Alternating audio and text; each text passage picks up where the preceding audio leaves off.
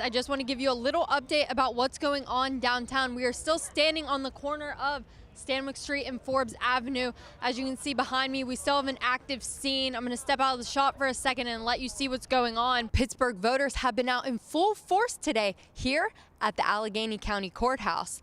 Now Pennsylvania is a must-win state, and both candidates, President Barack Obama and Governor Mitt Romney, have made their final campaign push in Pittsburgh within the last 24 hours of their campaigns.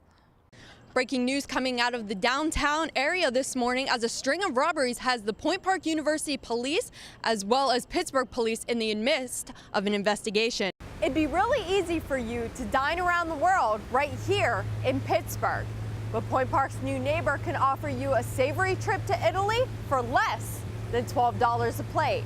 Osteria 100 can offer college students a wine and dine experience, all while going easy on their wallets.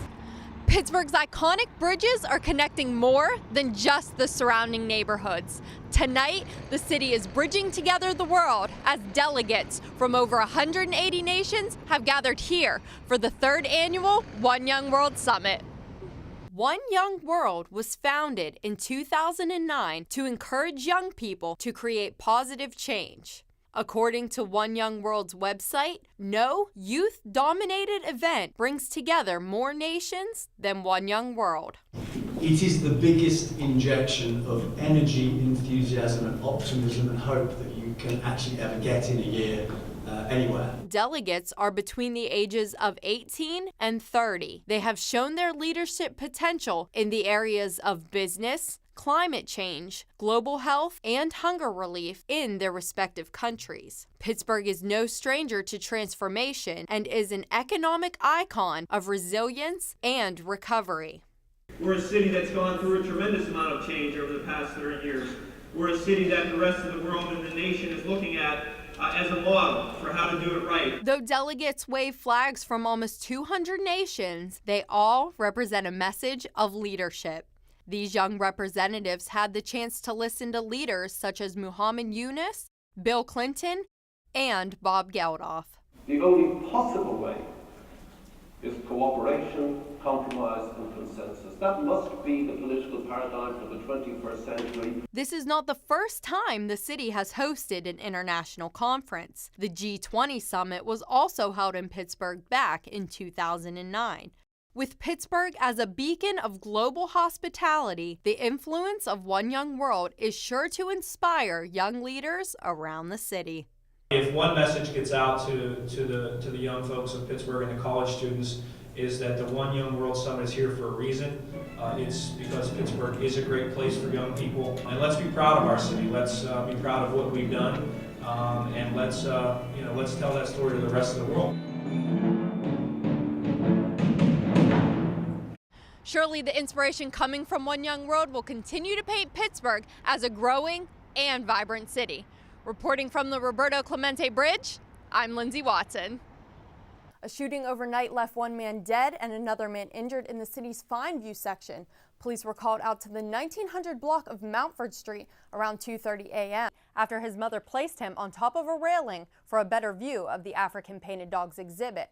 Officials say that when the boy fell, visitors immediately alerted staff members who responded along with Pittsburgh police. The 33-year-old woman from Clairton, whose name has not been released by police, was crossing the street in the 500 block of 5th Avenue. Breton Dairy in Beaver County stopped bottling milk for 2 months after Yersinia bacteria sickened at least 16 people. At 6:13 Monday evening, just minutes after evening classes had started, Point Park University students were alerted to evacuate both academic and Lawrence halls. Yes, the university's second bomb threat in less than 3 weeks turned any teaching plans into evacuation plans. But up first, how much influence does the media have on how you feel about your appearance? Most teens try to live up to the looks made famous by movie stars and models. But is that realistic? You might not think so after you take a look at all the tips and tools the pros use to make everyday people look out of this world. Good morning and welcome to Daybreak. I'm your host, Lindsey Watson. Suicide is one of the few remaining taboos in today's society. Still today, millions of people around the world struggle to understand how someone can take their own life.